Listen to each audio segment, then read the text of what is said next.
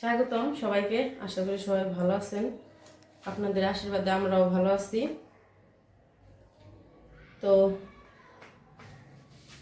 মা বাবার বাড়িতে যাওয়ার জন্য রেডি হয়েছি। তো দোয়া করবেন, আশীর্বাদ করবেন যাতে ভালোভাবে যাইতে পারি, ওই জায়গায় যা পৌঁছাতে পারি আর সবার সাথে দেখা করতে পারি। তো আজকে প্রায় 10.5 বছর 11 বছর পর যাইতেছি বাবার বাড়ি। এক সময় নিজের বাড়ি ছিল, তো মানুষ তো বিয়ের পরে স্বামীর বাড়ি আর কি নিজের বাড়ি হয়, তো সেই রকম আর কি। তো বাবার বাড়িও আমার নিজের বাড়ি। তো যাইতেছি ওইখানে। তো চলেন যাই। আমি জানি না কতটুকু ভিডিও করতে পারবো, এতদিন পরে যাইতেছি ওইখানে, যাই যে ভিডিও করতে পারবো এরকম ধারণাটা আমিও রাখি না। তারপরেও আমি চেষ্টা করব আপনাদের সাথে শেয়ার করার একটু একটু। তো আমি কি বলবো, আমার ভিতরে যে কেমন লাগতেছে আমি বইলেও বুঝতে পারবো না। তো যাই হোক, তো এই যে আমি 3 পিস পরছি, এতদিন পরে 3 পিস পরছি। 3 পিস আমাদের কেমন দেখাইতেছে অবশ্যই জানাইবেন।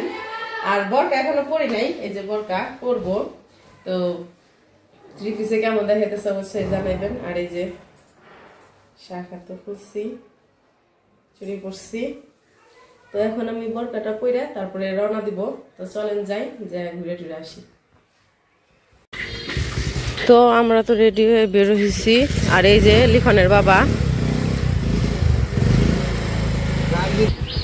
তো এই যে লিখনের বাবাও রেডি হয়েছে। তো লিখনের বাবা যাইব মোটর সাইকেলে। তোমার ফিলিংস কি? শ্বশুর বাড়ি যাইতেছ প্রথম? বিয়ের আগে তো গেছো আমাকে বাড়িতে, কিন্তু বিয়ের পরে তার যাও নাই। ভালোই লাগতেছে। লিখনের বাবা কিন্তু বিয়ের আগে অনেকবার গেছে, কিন্তু বিয়ের পরে একবারও যায় নাই, এই প্রথম।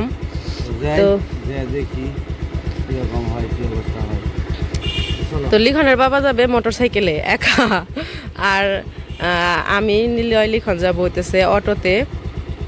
কারণ হইতেছে মোটর সাইকেলে আমরা সবাই যেতে গেলে তো ব্যাগ আবার কিভাবে নিবো, 4 জন মানুষ, আর আমার ভয় করে। নিলয়রে নিয়ে ও একটু ছটফট করে, তো মোটর সাইকেলে ভয় করে।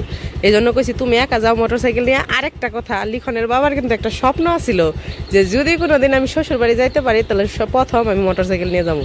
তো সেই জন্য আজকে কইছি তাহলে তোমার স্বপ্নটা পূরণ করো। তো এই জন্য আর কি আজকে মোটর সাইকেল নিয়ে শ্বশুর বাড়ি যাইতেছে, আর আমরা অটোতে যাইতেছি। তো চলেন যাই। তো লিখনের বাবা তো মোটর সাইকেলে ভিডিও করতে পারবো না, আমি অটোতে যাইতে যাইতে ভিডিও করবো। যাও, দেখে শোনা যাও। ওই যে অটো দাঁড়ায় রয়েছে, আমরা অটোতে যাব। আর যা গেল মোটর সাইকেল নিয়ে। তো সবাই দোয়া করবেন, আশীর্বাদ করবেন। তো আমরা যাইতে থাকি। তো আমাদের অটো চলতেছে, আর এই যে পিছনে লিখনের বাবা আসতেছে, আর এই যে লিখন হইতেছে সামনে বসছে অটোর। আর এই যে লিখন নিলয় বসছে আমার সাথে। নিলয়, তুমি কই যাইতেছ? ঘুম? কই? মামা বাড়ি? বলো মামা বাড়ি। মামা বলো, বলো মামা। মামা, এই যে মামা বাড়ি, মামা। তো এই যে আমরা মির্জাপুরের ভিতর দিয়ে যাইতেছি এখন।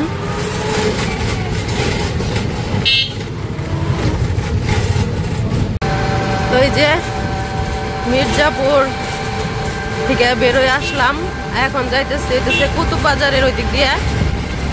আর আমাদের ওইখানে যাইতে তো মনে করেন আমাদের বাড়ির সামনে দিয়ে যাইতে হবো, মানে কুস্তারার উপর দিয়ে যাইতে হবো।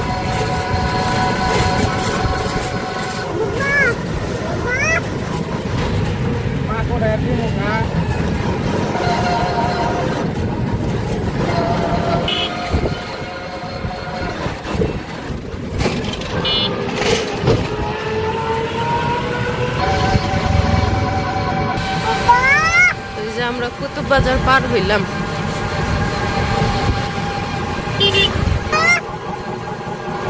তোমার বাবা পিছনে বাবারে ডাকতেছে।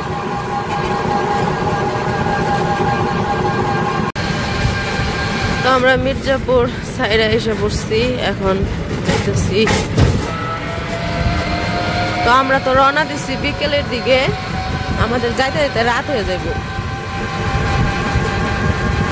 বিকেলের দিকে রওনা দেওয়ার কারণে এই যে প্রায় সন্ধ্যা হয়ে গেছে, এখন 5:30 বাজে।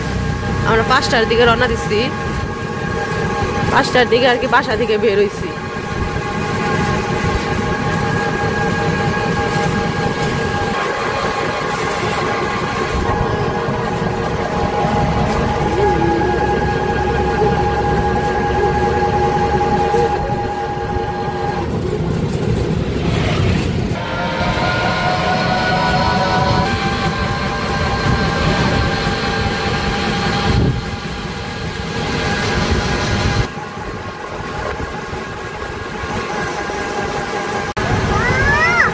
এদিক দিয়ে হালিবন গেছে, হালিবন আর শেষ এদিক দিয়ে।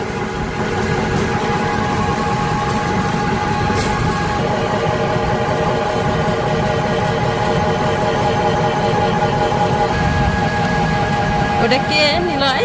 ওই যে পিছনে, ওই যে মোটর সাইকেলে কে? ওটা কে? বাবা ডাক দাও।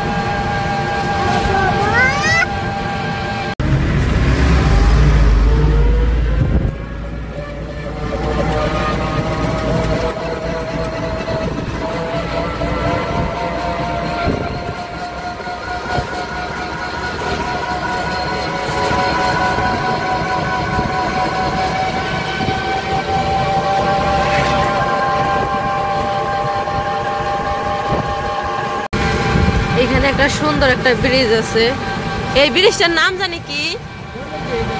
হ্যাঁ, দেওলি ব্রিজ। দেওলি, দেওলি নাকি দেউলি? দেউলি ব্রিজ। এই ব্রিজটা অনেক সুন্দর। আর এই যে ও বাবা, এই ব্রিজের এই সাইডে দাঁড়াইলে মানে নিচে থেকে অনেক সুন্দর দেখা যায় আর কি। এই দিক দিয়ে ঈদের মধ্যে অনেক মানুষ মানে ঘুরতে আসে, এই ব্রিজ দেখতে আসে। আর তারপরে দোকানপাট তো আছে এদিক দিয়ে নাকি। ওই ঈদের সময় অনেক দোকানপাট বসে, আর কাছে মানুষ অনেক বেড়াইতে আসে, অনেক দূর দূর থেকে এই ব্রিজ দেখতে আসে। তো আমরা সাটুরিয়া এসে পড়ছি। তো ওই যে লিখনের বাবা গেছে কিছু ফল কিনতে, তো মিষ্টি আর ফল নিয়ে যাইব। তো এখানে গেছে ফল কিনতে।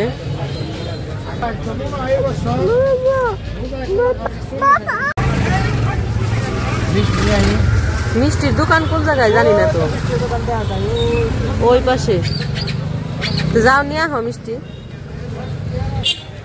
তো ওই যে ফল কেনা শেষ, এখন মিষ্টি কিনতে গেছে। তো মিষ্টি তো কিনতে গেছে, আর আমরা তো একদম কাছাকাছি এসে পড়ছি। হয়তো আর 10 মিনিট সময় লাগবো বা যাইতে সাটুরিয়া থেকে।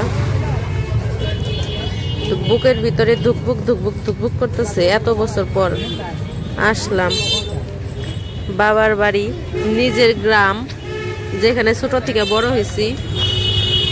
তো সেইখানে যাইতেছি, অনুভূতিটা একদমই সম্পূর্ণ আলাদা আমার কাছে আর কি। কারণ আমি আজকে অনেক অনেক বছর পর যাইতেছি।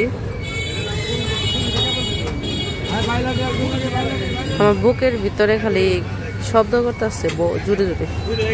নিলয় বাবু, নিলয় বাবু। তো আমরা এই জায়গায় দাঁড়ায় রয়েছি, মিষ্টি কিনে নিয়ে আসলে তারপরে আবার গাড়ি ছাড়বো।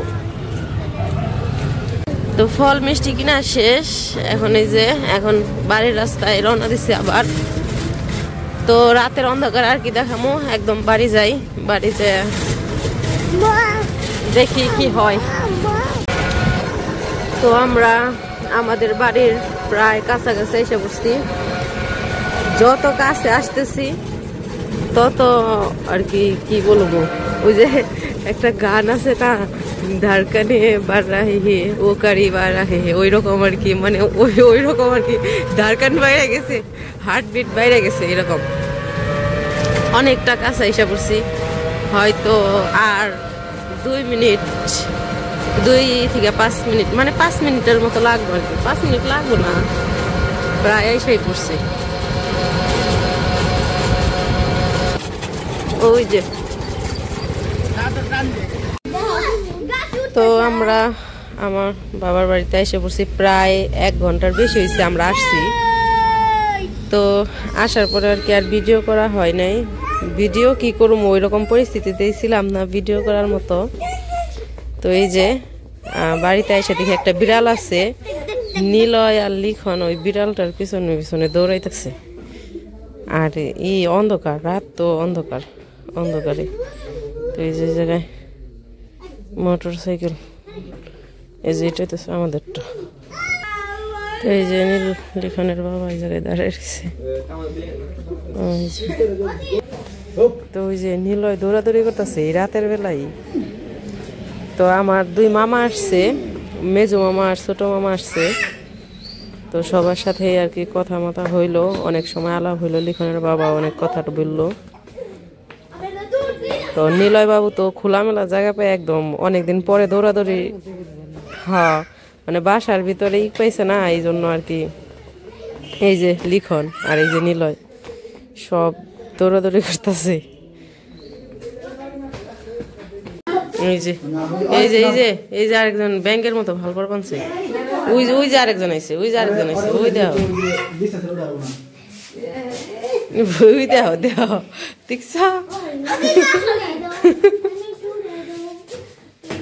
বাবারে খুশি।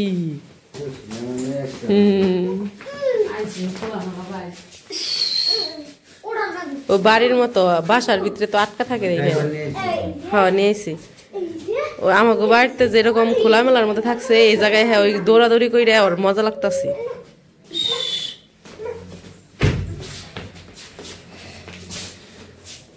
খুব খুশি। এই যে নিলয়, এই যে বাবা কই আইছো তুমি, কই? হ্যাঁ তুমি কোথায় আইছো? এই যে দিক তাকাও, কোথায় আইছো তুমি? মামা বলো, মামা বাড়ি।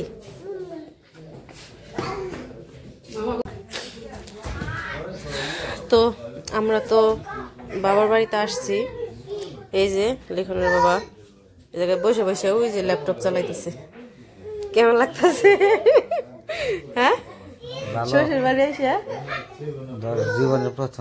জীবনের প্রথম। তো এখন আমি যে রুমে আছি, এই রুমটা আমার ছিল আগের, আগে আমি এই রুমেই থাকতাম।